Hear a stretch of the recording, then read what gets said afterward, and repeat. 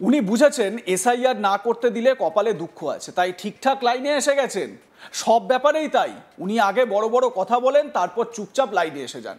সাংবাদিকদের মমতা ব্যানার্জির প্রসঙ্গে প্রশ্ন করাতে বিস্ফোরক মন্তব্য বিজেপি নেতার। তিনি বলছেন উনি বুঝেছেন এসআইআর না করতে দিলে কপালে দুঃখ আছে। এসআইআর শুরু হতেই রাজ্য জুড়ে যেন মৃত্যু মিছিল শুরু হয়ে গিয়েছে। 2002-এর ভোটার লিস্টে নাম নেই, এই আতঙ্কে বহু ভোটার মারা গিয়েছেন। তেমনি এসআইআর ফর্ম সংক্রান্ত বিষয়ে যে সকল বিএলওরা যুক্ত রয়েছে তারাও এই কাজের চাপে শেষ করে দেওয়ার চরম পথ বেছে নিচ্ছেন। কেউ কেউ আবার অতিরিক্ত চিন্তায় অসুস্থ হয়ে পড়েছেন। এসআইআর নিয়ে গোটা রাজ্য জুড়ে যেন আতঙ্কের পরিবেশ তৈরি হয়েছে। এই অবস্থায় কেন্দ্রের বিজেপি সরকারের বিরুদ্ধে প্রতিবাদে নেমেছে তৃণমূল কংগ্রেস। শুক্রবার বিজেপির দাবাং নেতা দিলীপ ঘোষ নিউটাউনের ইকো পার্কে প্রাতঃভ্রমণে গিয়ে সাংবাদিকদের মুখোমুখি হয়ে মমতা ব্যানার্জিকে আক্রমণ করে বলেন উনি বুঝেছেন এসআইআর না করতে দিলে কপালে দুঃখ আছে, তাই ঠিকঠাক লাইনে এসে গেছেন। সব ব্যাপারেই তাই, উনি আগে বড় বড় কথা বলেন, তারপর চুপচাপ লাইনে এসে যান। এসআইআর তার শেষ উদাহরণ। আমরা ডিমনিটাইজেশন, 3 তালাকের বিরোধিতা তিনি করেছিলেন, আমরা দেখেছিলাম, কিন্তু কিছুই করতে পারেননি। এটা ওনার রাজনীতি। দিলীপ ঘোষ এ প্রসঙ্গে কি বলেছেন একবার শোনাই আপনাদের। শুনুন, এটা তো উনি জেনে গেছিলেন যদি এদিক ওদিক করেন, এসআইআর করতে না দেন তাহলে কপালে দুঃখ আছে, তাই লাইনে এসে গেছেন ঠিকঠাক। সব ব্যাপারে তাই, উনি আগে অনেক বড় বড় কথা বলেন, তারপরে চুপচাপ লাইনে এসে যান। এসআইআরটা তার শেষ উদাহরণ। আমরা ডিমনিটাইজেশন দেখেছি, 3 তালাক নিয়ে দেখেছি, যখন বিল হলো 370 ধারার বিলুপের বিরোধিতাও করেছিলেন, কিছু করতে পারেননি। এটা ওনার রাজনীতি, বিরোধিতা করো তারপরে সমর্থন করো। নাম না করে হুমায়ুন কবিরকে মির্জাফর বলে কটাক্ষ করলো তৃণমূল নেত্রী।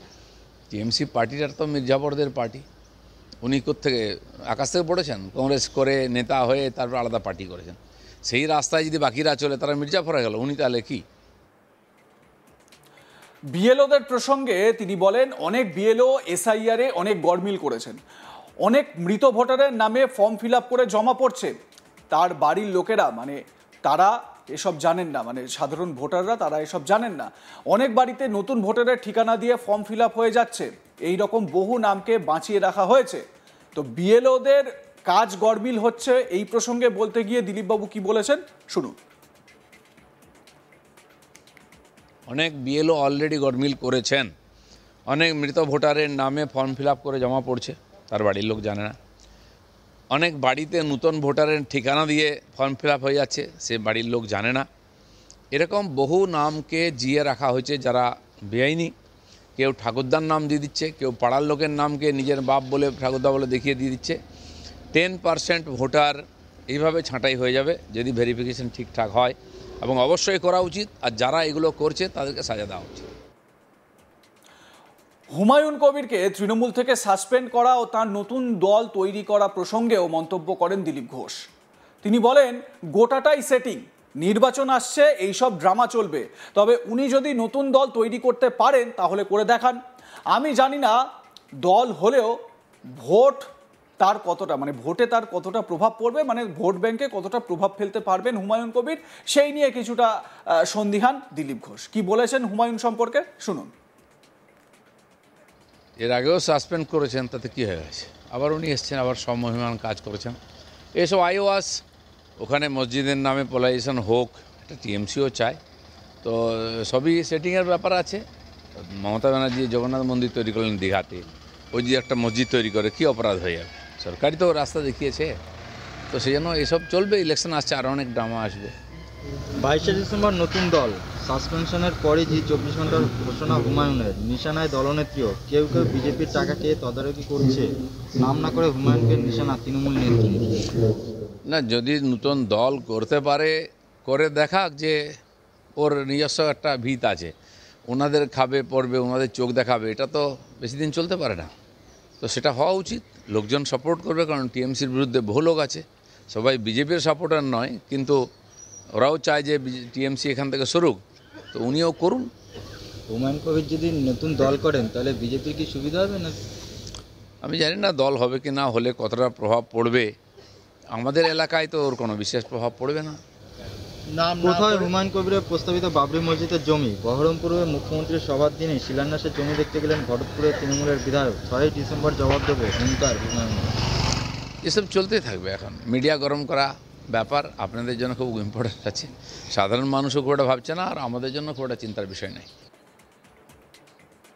সপ্তাহখানেক আগে উত্তর চব্বিশ পরগনার স্বরূপনগরের তেঁপুল মির্জাপুর গ্রাম পঞ্চায়েতের মেদিয়াতে হাজির হন বিজেপির দাবাং নেতা দিলীপ ঘোষ। তিনি সাংবাদিকদের প্রশ্নের উত্তরে এসআইআর প্রসঙ্গে বলতে গিয়ে দিলীপ ঘোষ বলেন, বাইরে থেকে লোক এসে আমাদের ভাগের ভাত খেয়ে নিচ্ছে, আমরা কেন কিছু করি না? এখানকার লোক পয়সার জন্য, পুলিশ বিএসএফ পয়সার জন্য এসব করে, কিন্তু সরকার যদি কড়া না হয় বা কড়াকড়ি না থাকে তাহলে আর কি হবে? 2-3 কিলোমিটার অন্তর একটা করে বিএসএফ এর চেকপোস্ট আছে, সেখানে দিনরাত কি করে পাহারা দেবে? বর্ডারে কাঁটা তার লাগাতে দেয়নি, জ্যোতিবাবু বুদ্ধবাবুরা দেননি, আর মমতা ব্যানার্জিও দেননি। এখন হচ্ছে, তবে হয়ে যাবে। সরকার চাইছে বিদেশিরা আসুক। দিলীপ ঘোষ বিজেপি নেতা সেদিন কি বলেছিলেন এই প্রসঙ্গে শোনাবো আপনাদের। জনগণের দায় নয়, বাইরে থেকে লোক এসে আমাদের ভাগের ভাত খেয়ে নিচ্ছে, আমরা কেন কিছু করি না?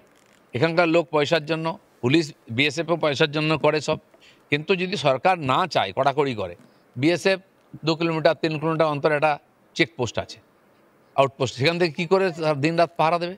বর্ডারে কাঁটাতার লাগাতে দেননি, বুদ্ধদেববাবুরাও জ্যোতিবাবুরাও দেননি, মমতা ব্যানার্জিও দেননি। এখন হচ্ছে, এখনও 200-400 কিলোমিটার এখনও বাকি আছে, হয়ে যাবে। তো এটা দেরি হচ্ছে কেন? এর মধ্যে সরকার চাইছে বিদেশিরা আসুক। তো সরকার যদি চায় তাহলে কে আটকাতে পারে? এবার আটকাবেই। জেলা পরিষদ সমিতি সব জিতে গেছে, এমএলএও হয়ে গেছে পশ্চিমবাংলায়, আসামে। তো এবারে এসআইআরটা সেজন্য খুব গুরুত্বপূর্ণ, 20-22 বছর পরে হচ্ছে, যাতে এগুলো সত্যি হাতে শুদ্ধিকরণ হয়। আর সেই জন্য যারা এর লাভ নিচ্ছিল একদিন, সেই পার্টিগুলো খুব চিৎকার চেঁচামেচি করছে। দিলীপবাবু স্বমেজাজে একবারে স্বভঙ্গিতে তিনি বললেন যে মুখ্যমন্ত্রী লাইনে চলে এসেছেন। উনি বুঝে গেছেন যে এসআইআর না করতে দিলে কপালে দুঃখ আছে, তাই ঠিকঠাক লাইনে এসে গেছেন। সব ব্যাপারেই তাই উনি আগে বড় বড় কথা বলেন, তারপর চুপচাপ লাইনে এসে যান।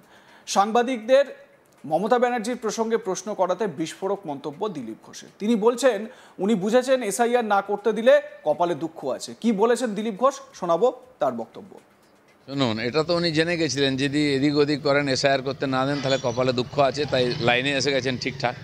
সব ব্যাপারে তাই, উনি আগে অনেক বড় বড় কথা বলেন, তারপরে চুপচাপ লাইনে এসে যান। এসআইআরটা তার শেষ উদাহরণ। আমরা ডিমনিটেশন দেখেছি, 3 তালাক নিয়ে দেখেছি, যখন বিল হলো 370 ধারার বিলুপের বিরোধিতাও করেছিলেন, কিছু করতে পারেননি। এটা ওনার রাজনীতি, বিরোধিতা করো তারপরে সমর্থন করো।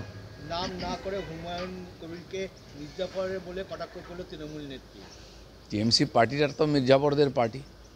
উনি কোত্থেকে, আকাশ থেকে পড়েছেন? কংগ্রেস করে নেতা হয়ে তারপর আলাদা পার্টি করেছেন।